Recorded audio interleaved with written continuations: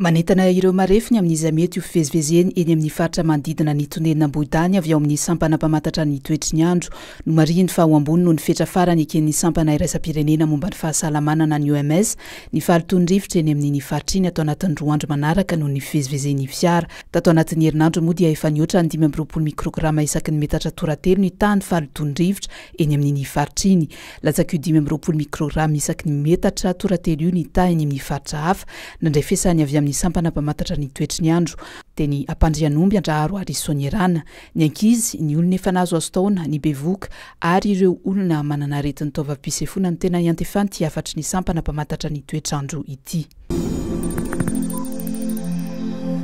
Afaka mivoaka amin'ny fonjy ilay raim-pianakaviana azo sary nanasazy ny zanany tamin'ny fanerena azy anao pampy sy ny kiapoka kifafa herinandro vitsivitsy lasa izay no elohin'ny fitsarana telo taona an-tranomaizina sazy mihantona sy lamandy iray tapitrisa ity raim-pianakaviana ity. Voapanga ho nanao herisetra tamin'ny zanany lahy moa izy ary nitazonina vonjy maika tao aoriany ny fandalovany manoloana ny fampanohavana ny zoma 20 Desambra lasa teo. Androany talata no namoaka didy mikasika ny raharaha ny fitsarana ambaratonga voalohan'ny ety Anosy. Sokajiny ministeran'ny fitsarana ho herisetra amin'ny ankizy izay lazainy fahasazen'ny lalàna mifena herisetra amin'ny fototra mahalana mahavavy ny sazy nataony ty raim-pianakaviana ity tamin'ny zanany. Ny sary nivoaka sy niparitaka tamin'ny tambazotra serasera hoy ny ministera ny manamarina izany herisetra izany.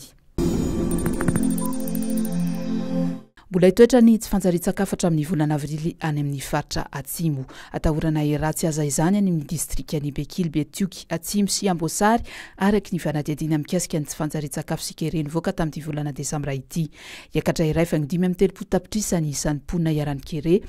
eo anelanelan'ny volana janoary sy avrily 2024 raha iray faingoena tapitrisa izany teo anelanelan'ny oktobra sy desambra mifanojo amin'ny fotoanany maitsoadra ny efa-bolana voalohan'ny taona ka tsy hiakatra ny vokatra ekabidy nefy ireo sakafo ilaina andavanandro noho ny fiainan-danjany ariary araka io fanadihadiana io. Mety ho tsara ho an'ny fambolena ny toetrano saingy mbola olana ny tsy fahampiany hoenty manana ahina mety hirongatra koa ny valala.